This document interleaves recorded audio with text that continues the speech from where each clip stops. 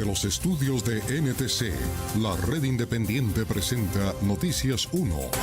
Esta noche en Noticias 1 Primicia habla en Noticias 1 el militar que coordinaba el viaje de otros 300 colombianos a Haití para cumplir un contrato para la seguridad del presidente asesinado.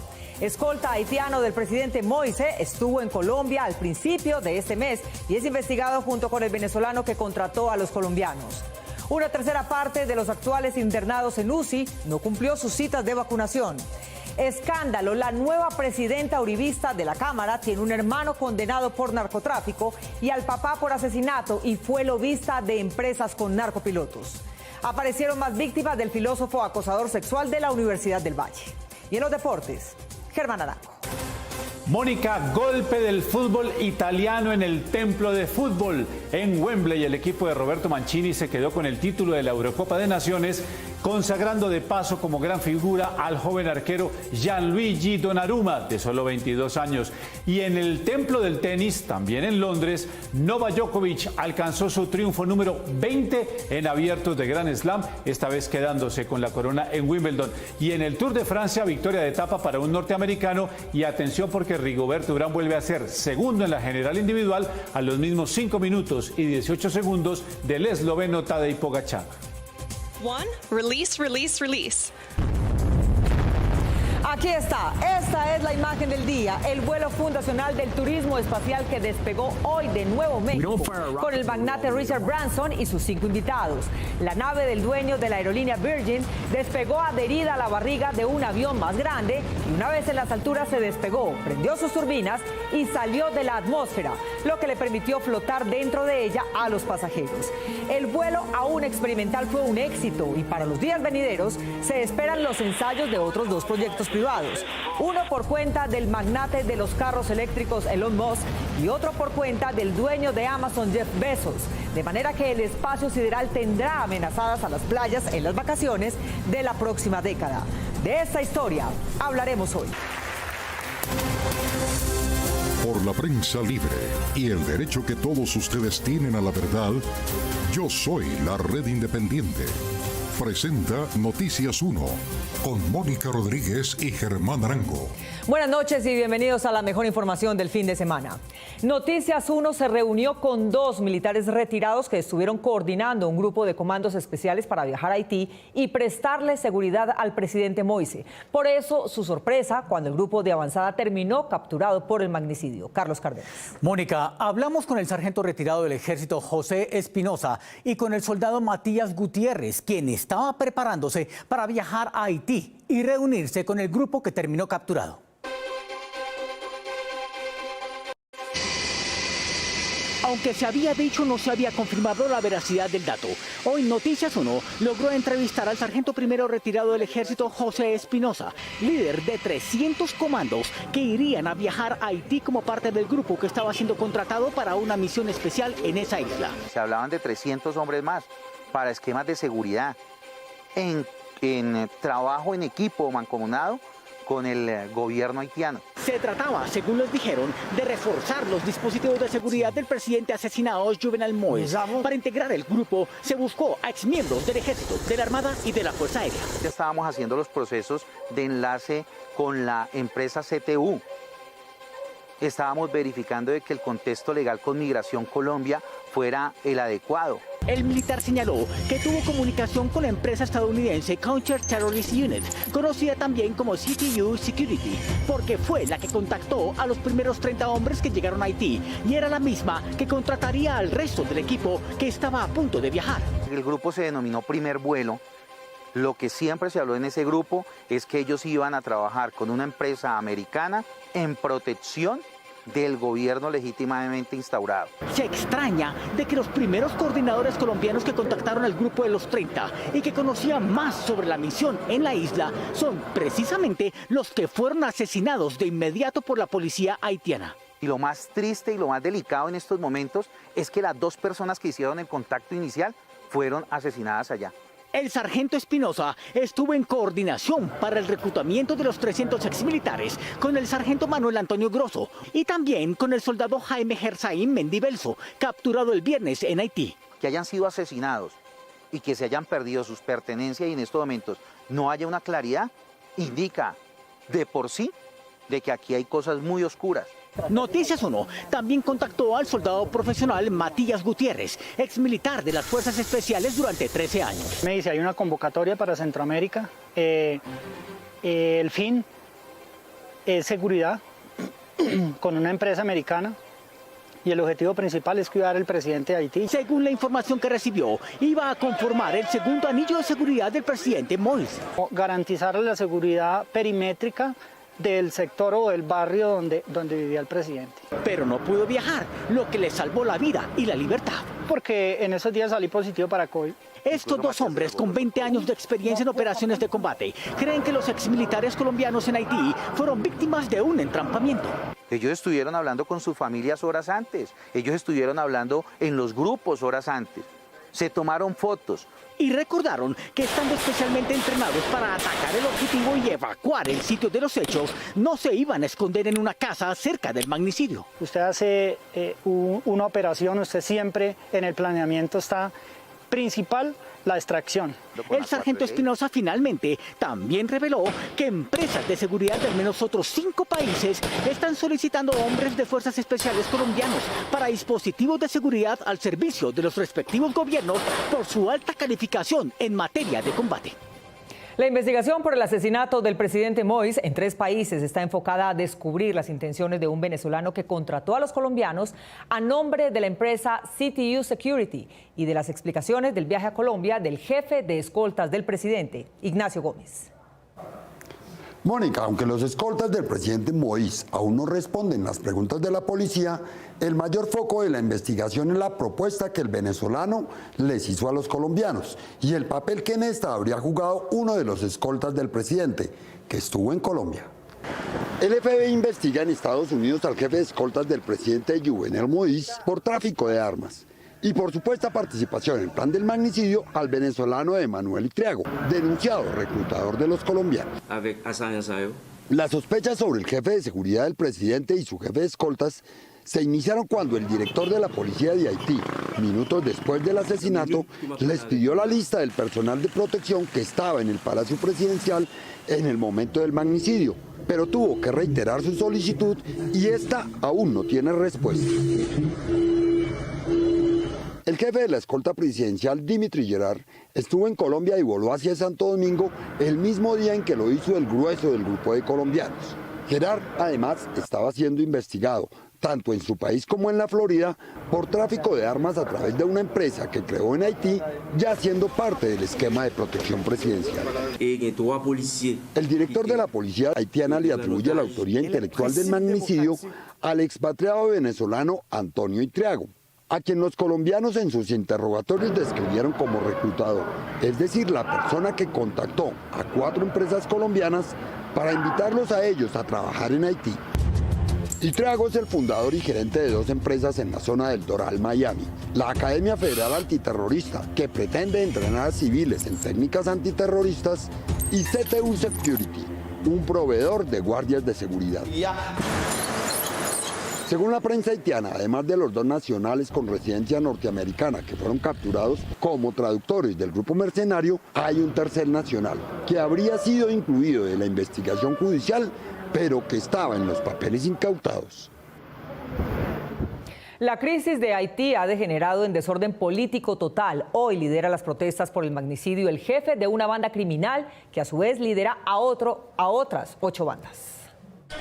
La crisis de Haití por causa del magnicidio de su presidente, Jovenel Moïse, se ha recrudecido en las últimas horas. El líder de una de las bandas armadas más poderosas de la isla, Jimmy Cheriser, anunció en un video que mañana lunes saldrá a las calles con sus hombres armados para protestar por el asesinato del mandatario. Mobilisé pour nous prendre béton. Vestido con uniforme militar y con la bandera de Haití a su lado, Cheriser, quien es conocido como Barbecue y quien lidera la llamada Federación G9, que agrupa a las 9 bandas armadas más poderosas de la isla, aseguró que el crimen contra el presidente Moïse fue una conspiración nacional e internacional. Qui nan opposition, c'est yo qui fait complot avec bourgeois senti.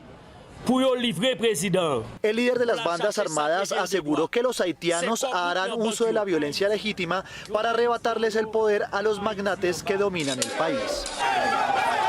La policía de Haití publicó un comunicado oficial en el que anuncia el estado de sitio, por lo que todas las protestas están prohibidas. Se instruye a la policía para que adopte todas las medidas coercitivas necesarias contra los infractores. Mientras tanto, los haitianos salen cada vez en mayor número a las calles para manifestar su ira por el asesinato de Moïse. Los políticos tradicionales, por su parte, se encuentran disputándose el poder, hoy dividido entre Joseph Lambert, quien según una resolución firmada por 8 de los 10 senadores activos en Haití, es el presidente en funciones, y el primer ministro interino, Claude Joseph, que asegura que él y nadie más es el jefe político del país. De otro lado, un equipo del FBI y del Departamento de Seguridad Interna de Estados Unidos viajará a la isla para apoyar las investigaciones sobre el magnicidio.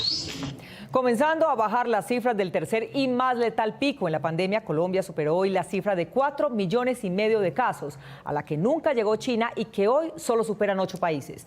Parte de los pacientes críticos de hoy nunca debieron infectarse. Dayana Cruz. Mónica, la mitad de los pacientes que hoy ocupan UCIs en Cali deberían haberse vacunado antes del contagio por tener la edad para hacerlo, pero no lo hicieron. Lo mismo pasa con el 35% de los pacientes críticos en Bogotá, Barranquilla y Medellín. Ya más de 4,5 millones de colombianos han sido contagiados de COVID-19 y aunque el pasado viernes Colombia logró un récord en aplicación de vacunas contra el COVID-19 durante un solo día con 21,1 millones de dosis, todavía existe un amplio sector ciudadano que se resiste a vacunarse. Personas que se van a vacunar, por favor. En Cali, la secretaria de Salud, Millerlandi Torres, dijo que al menos la mitad de las personas que están hospitalizadas en unidades de cuidados intensivos a causa del COVID-19 no están vacunadas, a pesar de estar priorizadas para hacerlo.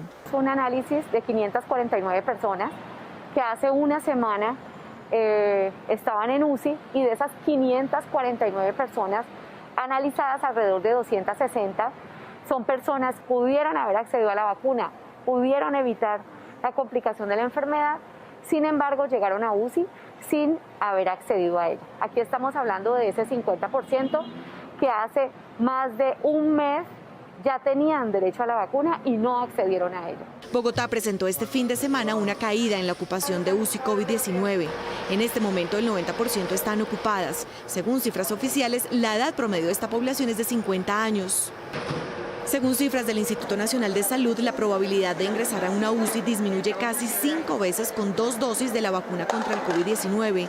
Las estadísticas muestran que la edad es un factor determinante en el riesgo de ingresar a una unidad de cuidados intensivos, ya que a mayor edad, mayor la probabilidad de ocupar una cama crítica. Sin vacunas, el 2,3% de los contagiados en el rango de 30 a 39 años deben ser admitidos a una UCI, mientras que para el grupo de 70 a 74 años esta cifra aumenta a 17 de cada 100. Actualmente las personas mayores de 40 años ya pueden ser vacunadas sin previo agendamiento en cualquier punto autorizado del país. Las zonas con más vacunas son Bogotá, Antioquia, Valle del Cauca, Cundinamarca y Santander. Desde que el gobierno intentó posicionar la idea de separar por más de los días recomendados las dosis de la vacuna de Pfizer, la empresa alemana no ha vuelto a mandar embarques hacia Colombia y es posible que no lo vuelva a hacer. Camilo Galán. Mónica, en la pasada rueda de prensa del secretario de Salud dijo que es muy posible que ya no vuelvan a llegar las dosis al país en 2 ocasiones, pero no explicó por qué. Y hoy todavía tenemos Pfizer en los puntos de vacunación para completar segundas dosis. Pfizer para primeras dosis no hay. No hay en Bogotá y yo me temo que no habrá en Colombia. Las dosis a las que se refería el secretario de Salud Alejandro Gómez el viernes, hoy en Bogotá se agotaron. Nuevamente la ciudad se quedó sin vacunas Pfizer para cumplir segundas dosis por la falta de entregas por parte del Ministerio de Salud. Hoy, en un comunicado de prensa, la Secretaría aseguró que no hay disponibilidad de esta vacuna y que completar el esquema de vacunación de quienes ya recibieron la primera dosis depende de la entrega de biológicos que haga el gobierno, pero a la farmacéutica norteamericana ya le faltan pocas dosis por entregar para cumplir el acuerdo. El gobierno nacional nos ha informado que las entregas por parte de este laboratorio a Colombia ya se están acabando. Lo que queda por llegar de Pfizer ya es muy poco. La Secretaría asegura que las dosis de Pfizer que reciba durante los próximos días se destinarán exclusivamente para cumplir con el esquema de vacunación de más de 80,000 personas que en Bogotá esperan segundas dosis de este biológico. El Comité Asesor de Vacunas para el Ministerio de Salud y Protección Social determinó cambiar el tiempo entre la primera y la segunda dosis de la vacuna Pfizer para las etapas 4 y 5, pasando de 21 días a 12 semanas. Luego del pronunciamiento del comité técnico, Pfizer envió un comunicado en el que advertía que las dosis de sus vacunas no son modificables en sus tiempos de aplicación. El estudio de fase 3 de Pfizer y BioNTech sobre la vacuna COVID-19 se diseñó para evaluar la seguridad y la eficacia de la vacuna tras un programa de 2 dosis separadas por 21 días.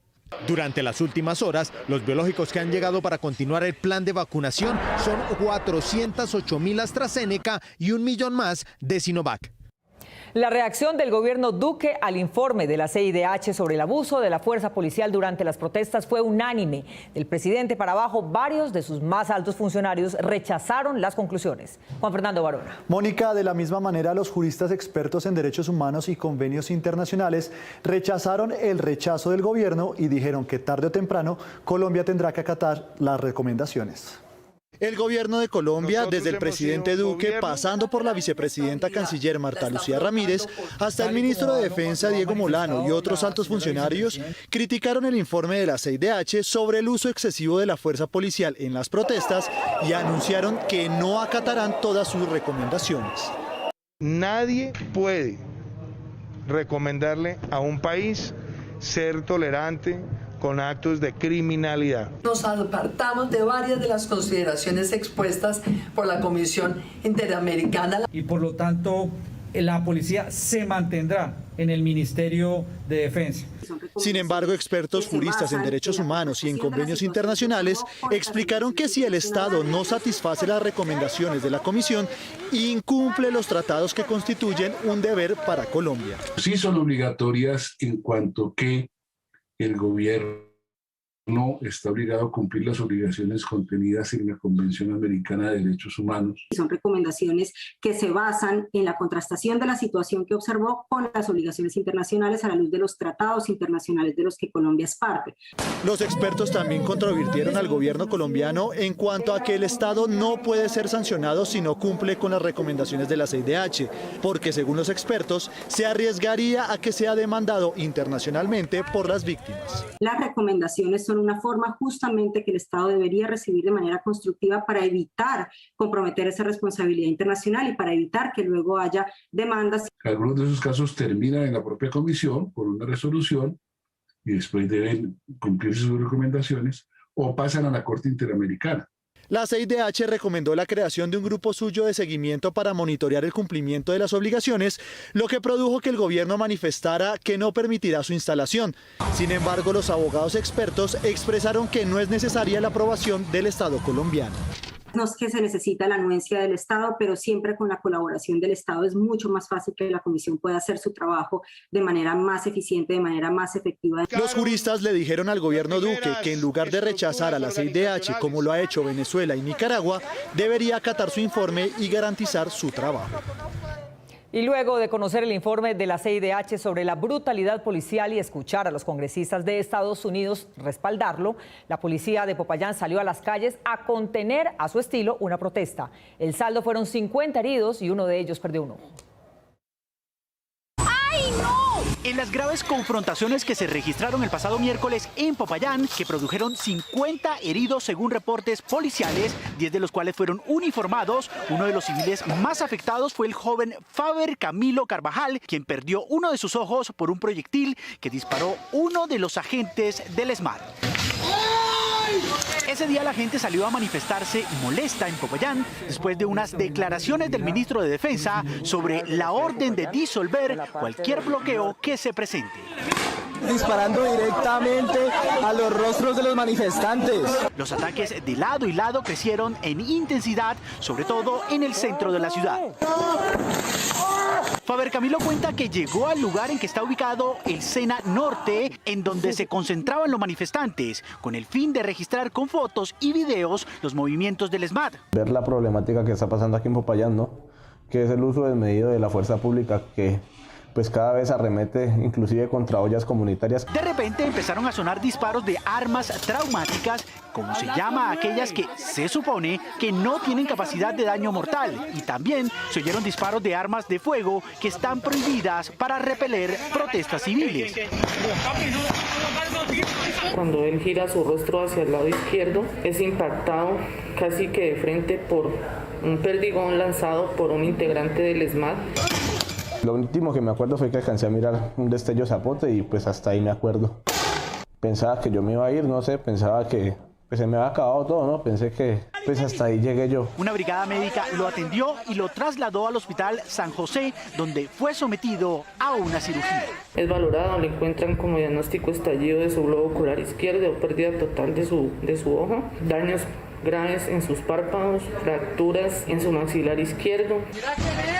Siguen disparando armas letales contra su pueblo y dicen que no son letales, pero miren lo que causan. Perdí mi ojo. Camilo trabaja en un almacén de ropa en el centro de Popayán. Hoy espera que la lesión ocular, que lo acompañará toda la vida, no le interrumpa su sueño de desempeñar un oficio que requiere de su vista. Quiero ser tatuador. Es como mi hobby, mi pasión. Otra joven que también fue herida en uno de sus ojos, aparentemente por un arma traumática disparada por el SMAT en la misma protesta en que fue impactado Faber Camilo, espera el resultado de sus exámenes médicos. A pesar de la orden que el presidente Duque y el expresidente Uribe le dieron a la Cámara de elegir como próxima presidenta de esa corporación a la llanera de 34 años, Jennifer Arias, varios representantes de ese partido y otros comentan en voz baja la escandalosa decisión. Eduardo López Júquer. Mónica, aunque no se atreven a decirlo públicamente, los parlamentarios de la Cámara opinan que aún para el mundo político colombiano es un bochorno elegir como su dignataria a una persona cuyos familiares han sido condenados y cuyos amigos fueron relacionados con el narcotráfico. El presidente Uribe me invitó. Esta ingeniera del Meta de 34 años empezó su vida política al lado de Álvaro Uribe Vélez y con el condenado exministro Andrés Felipe Arias como gerente de su campaña en Villavicencio en 2010. Y 5 años después, ella misma aspiró a la alcaldía de esa ciudad. Empecé en la campaña de Andrés Felipe Arias como gerente de... es la segura presidenta de la Cámara de Representantes a partir del 20 de julio.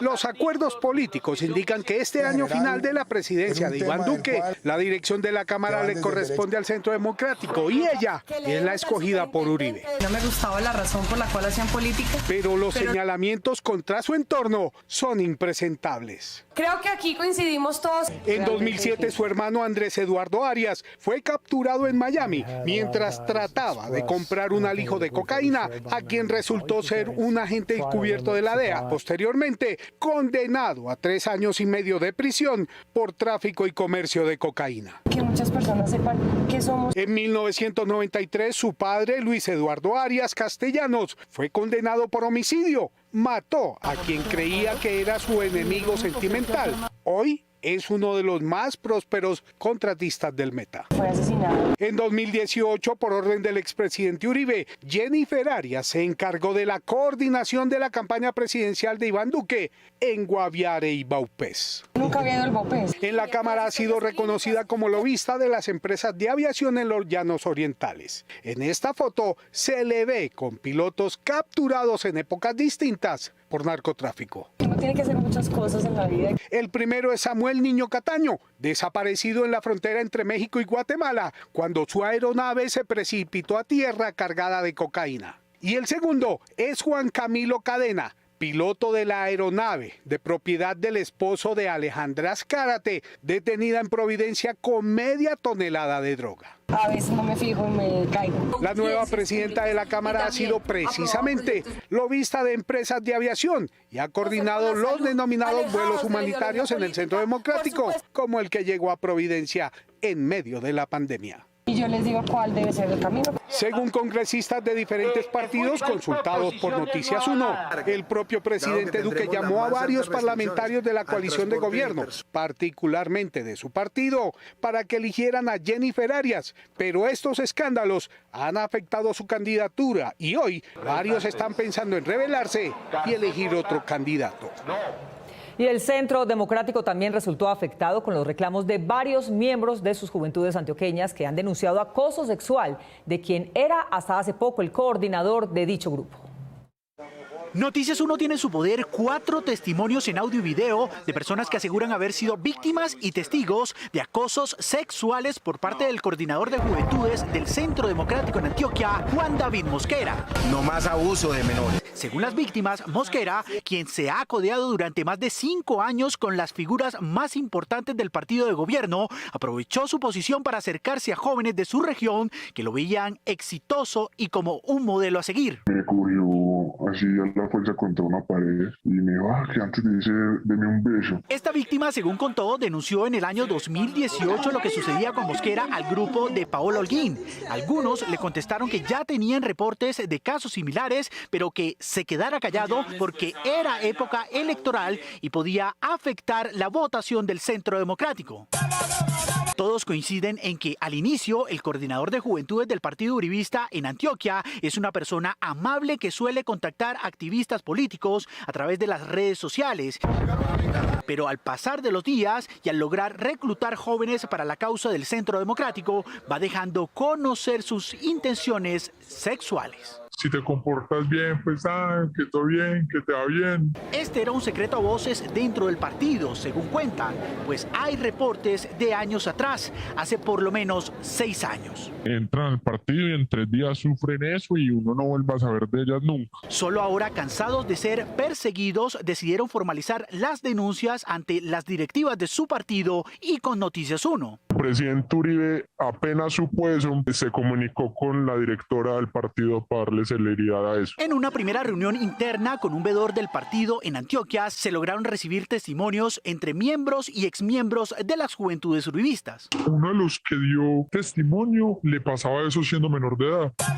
No hay hombre en Joven C de Antioquia que no haya sufrido eso por lo menos una vez. El Centro Democrático lo suspendió provisionalmente el 28 de junio por 18 meses y esta semana el nuevo coordinador encargado de ese departamento es Ricardo Rojas. Antes de publicar esta denuncia, Noticias 1 consultó al denunciado Mosquera. Perseguido y anhelado por muchos. De acuerdo con lo que dijo, ya sabía que lo íbamos a consultar. Acá estoy con la frente en alto. Después, sin negar las relaciones cercanas con otros jóvenes uribistas, aseguró que se trataba solo de una forma de tratarse en confianza con quienes lo señalan. Me produce una gran tristeza que unos pocos compañeros de partido, en víspera de elecciones a la Dirección Nacional de Juventudes, donde sabía mi anhelo de aspirar, crean que enlodando mi honra y mi buen nombre me harán a un lado y me cortarán las alas. El partido ha violado todas mis garantías procesales, filtrando información confidencial. Juan David Mosquera, de quien dicen es cercano al cacique político antioqueño Fabio Valencia Cosio,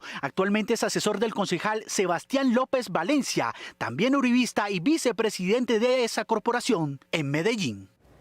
El profesor mexicano que ha sido denunciado pero no investigado por acoso sexual en la Universidad del Valle ha sabido ganarse la confianza de los directivos con un discurso en el que descalifica a los denunciantes y a sus colegas que respaldan los reclamos como izquierdosos. El pasado fin de semana, Noticias 1 reveló el caso de acoso sexual y maltrato psicológico que ha sufrido una estudiante de filosofía de la Universidad del Valle. El acosador, según contó ella, es uno de sus profesores de la misma facultad. Que yo no tenía las capacidades para ser una filósofa, que debería de dejar la carrera así, de no graduar. El profesor Juan Carlos Quintero, abogado y filósofo que trabajó en la Universidad del Valle con el sujeto denunciado, dice haber sido testigo del maltrato y acoso sexual que reveló la víctima. La institución no ha hecho nada, no ha desplegado el protocolo de asistencia para casos de violencia de género, incluso violencia psicológica. Poco después y durante esta semana, otra víctima del mismo agresor se comunicó con Noticias 1. De las sesiones que vi con él, empezó a sospechar que él me tomaba fotos por debajo de la mesa. Esta segunda víctima de acoso sexual, quien también es estudiante de filosofía, asegura que el profesor la perseguía por redes sociales con usuarios anónimos. Y cada vez que yo subía algo al estado, de una le daba me encanta. Ella dice que no volvió a inscribir materias con este profesor porque en sus clases, además de tenerle miedo, es muy agresivo. Luchas sociales. Que era un tipo pues misógino, violento, apologista del genocidio. Una tercera joven nos hizo llegar un mensaje vía WhatsApp. Él nos tomaba fotos, la mayoría de fotos de las piernas y los pies. En una ocasión yo noté esto y él se excusó diciendo que los iba a publicar junto a las fotos del evento, pero nunca se publicaron. El testigo, profesor Quintero, reafirmó la veracidad de esta información. Él maltrata a los estudiantes, hay quejas de estudiantes que han sido burlados, han sido humillados, ha tenido actitudes racistas contra los estudiantes porque son indígenas. El Departamento de Filosofía de la Universidad del Valle se pronunció sobre la denuncia de Noticias 1 el pasado 9 de julio mediante un comunicado en el que le pide a las directivas de la Universidad del Valle actuar, investigar y sancionar al responsable del caso, aunque ya conocen lo que sucede con él desde hace un año.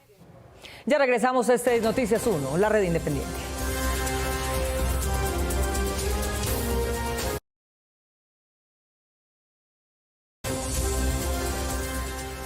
A pesar de las virtudes de la carne nacional y de la crisis económica entre enero y mayo pasados, el país importó 4,5 millones de kilos de carne de Estados Unidos, lo que indican los indicadores.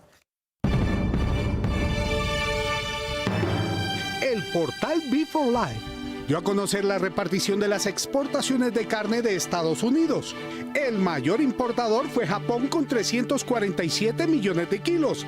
México le compró 136 millones. Emiratos Árabes 7.3 millones. Colombia 5.7 millones. Y Kuwait 4.5 millones. Esto indica que en la abundancia de Colombia se come tanta carne importada como en el desierto africano. Esto es lo que indican los indicadores. El exdirector de la Agencia Nacional de Infraestructura, Fernando Andrade, sostiene que la persecución de la Procuraduría en su contra se inició por su oposición a los cobros que la Procuraduría de Alejandro Ordóñez agenciaba para Odebrecht y que terminó descubriéndose que incluían los sobornos. Esta semana la Procuraduría formuló 3 pliegos de cargos contra el exdirector de la ANI, Luis Fernando Andrade, por las presuntas irregularidades que habría cometido en Ruta del Sol 2, conductas calificadas como gravísimas a título de dolo y que van en contravía de la gestión que hizo el mismo Ministerio Público para que Andrade, entonces director de la ANI, conciliara y reconociera a Odebrecht y a su socio Episol del Grupo Aval unos supuestos sobrecostos por 700.000 millones de pesos. Quiero leer una comunicación. Esta fue la solicitud que Eder Paolo Ferracuti, representante de Ruta del Sol 2, le hizo al entonces procurador Ordóñez, hoy embajador de Colombia en la DEA, el 12 de junio del 2015. Misma semana cuando se iba destapando el escándalo transnacional de sobornos de Odebrecht y fue arrestado Marcelo Odebrecht. En el documento Ferracuti les puso a Ordóñez que los supuestos sobrecostos originados por conflictos sociales, demoras en licencias ambientales y gestiones prediales originaron un desequilibrio económico en el contrato. Ante esto, el entonces procurador Ordóñez le ordenó a la procuradora delegada para la acción preventiva, Fanny González, crear mesas de conciliación. Esta conciliación que promovió la Procuraduría siempre fue rechazada por el entonces director de la ANI, Luis Fernando Andrade, y por ello se inició un pleito arbitral que no solo le dio la razón al Estado colombiano, sino que determinó que en esos supuestos sobrecostos habría plata de sobornos. A mí me vienen atacando consistentemente desde que me opuse a las reclamaciones de Ruta del Sol y pedí que se declarara la utilidad del contrato. Hoy es la misma Procuraduría la que formula pliegos Andrade, quien también está siendo investigado por la Corte Suprema de Justicia y asegura que habría puesto en funcionamiento todo el aparato que tenía a su disposición en la ANI para lograr la justificación técnica, financiera y jurídica que argumentara las adiciones de Ruta del Sol 2. La Procuraduría también le formuló pliego de cargos a Andrade por las irregularidades en 2 otros CIEs de Ruta del Sol 3, cuyo constructor es el concesionario Yuma. Lo que no se explica es que el gobierno Duque haya decidido continuar las obras de este proyecto con el mismo contratista involucrado en líos judiciales de presuntos sobornos que involucran al también exgerente de la campaña de Juan Manuel Santos, Roberto Prieto. En tiempos de crisis, a comerciantes y empresarios les conviene saber que existen seguros de protección para reponerse de actos vandálicos. En la gestión responsable de los riesgos que pueda tener su compañía debería incluir los generados por actos de vandalismo, toda vez que los activos que usted tardó mucho tiempo en obtener se podrían ir en un cerrar y abrir de ojos. En el mercado existen diferentes pólizas que incluyen desde predios y operaciones, responsabilidad civil a contratistas y subcontratistas, responsabilidad del empleador, viajes al exterior, hasta daños al inmueble arrendado, bienes bajo cuidado, tenencia y control y gastos de defensa en procesos civiles y penales. Los principales beneficios de este tipo de coberturas es asegurar la continuidad de las actividades productivas sin importar la contingencia que se tenga y recuperar los bienes. Sobre esto último, que también aplica para hechos fortuitos como terremotos o incendios, los activos deben estar en los predios de la empresa, sin importar si se encuentran en desuso o en desmonte para revisión, limpieza o mantenimiento. Adicional, si su empresa debe incurrir en gastos de arrendamiento o si disminuyen sus ingresos por este tipo de concepto a consecuencia de un siniestro amparado, recibirá la indemnización hasta el valor asegurado. ¿Quiénes pueden tomar estas pólizas? Todas las micro, pequeñas y medianas empresas con activos desde 500 salarios mínimos mensuales legales vigentes hasta 30.000 salarios mínimos mensuales legales vigentes o que tengan hasta 200 empleados. En 1969, el astronauta Buzz Aldrin calificó su caminata en la Luna como el primer paso del hombre. Si el segundo paso ocurrió hace meses con las misiones en Marte, el tercero se dio hoy, el primer viaje turístico al espacio. La nave de Virgin Galactic en la que viajaba el multimillonario británico Richard Branson llegó con éxito hoy al espacio a una altura de más de 80 kilómetros de la Tierra. La nave espacial que viajaba, enganchada al avión transportador, se desprendió de la nave nodriza a una altura de cerca de 13 kilómetros y encendió su motor, con el que luego alcanzó la frontera espacial a más de 80 kilómetros de altura. A bordo viajaban 2 pilotos y 4 pasajeros, Richard Branson y 3 empleados de su empresa. Una vez apagado el motor, los pasajeros podían desprenderse de sus asientos y flotar durante unos minutos en ingravidez, admirando la curvatura de la Tierra desde una de las 12 ventanas de la cabina. Tras alcanzar un pico de altitud de unos 90 kilómetros, la nave descendió y aterrizó sin mostrar inconvenientes. El límite que marca el inicio del espacio se sitúa, según las agencias de Estados Unidos, a 80 kilómetros de la Tierra. A esta altura, el cielo pasa gradualmente del azul al negro del infinito espacial y es posible flotar en ingravidez y admirar la curvatura del planeta. Un subsidio adicional por cuenta de las cajas de compensación está llamando a ayudarle al regreso a la normalidad a los trabajadores compensados. El subsidio monetario es un apoyo económico creado en medio de la crisis mundial que generó la pandemia. Gobierno y cajas de compensación implementaron una estrategia para proteger al trabajador y su familia bajo el control y vigilancia de la Superintendencia de Subsidio Familiar. Los trabajadores independientes que devengan máximo 4 salarios mínimos legales mensuales vigentes, que tienen hijos menores de 18 años, hermanos o padres mayores de 60 que dependan de él o personas con discapacidad, pueden aplicar a ellos. Acérquese a su caja de compensación familiar, solicite su derecho a la cuota monetaria y hágase parte de los más de 5 millones de colombianos que se benefician de este importante subsidio. Los trabajadores que deseen adherirse a este tipo de beneficios deberán diligenciar un formulario en su caja de compensación y, de acuerdo con los datos entregados, aplicarán para un subsidio ordinario, un subsidio especial, un subsidio extraordinario o uno simultáneo. La Universidad de Valencia, España, tiene 10 becas para maestrías y especializaciones para otorgarle a igual número de colombianos. Hay medio mes para llenar la aplicación.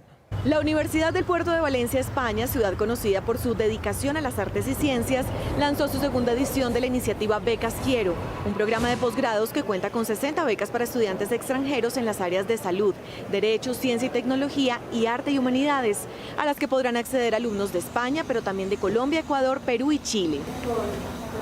El Centro Universitario Valenciano financiará mediante este programa el 100% de los estudios de 50 maestrías y 10 especializaciones online, elegidos por los estudiantes que presenten su candidatura a estudiantes que estén en el portafolio ofrecido. Las 60 becas se repartirán entre los diferentes países con cuotas fijas, 20 en España y 10 para cada uno de los países latinoamericanos preseleccionados. La Universidad de Valencia anunció que el proceso de selección de los estudiantes se fundamentará, además de la excelencia académica, en otros criterios como trayectoria profesional, currículum, motivación y voluntad de progreso. Los candidatos podrán solicitar la beca en la página www.becasquiero.com. El plazo para la recepción de candidaturas llega hasta el 30 de julio. La presentación de la solicitud se hará a través de la misma web y en su candidatura los postulantes deberán incluir los documentos solicitados y un video en que argumenten sus razones para postularse a la beca. Los nombres de los ganadores se conocerán el 15 de septiembre en la misma página web. Miles de cubanos salieron hoy a las calles de La Habana para pedir libertad. Las imágenes muestran no solo la multitud en las calles, sino su rechazo a la policía, que allá no usa armas contra los civiles.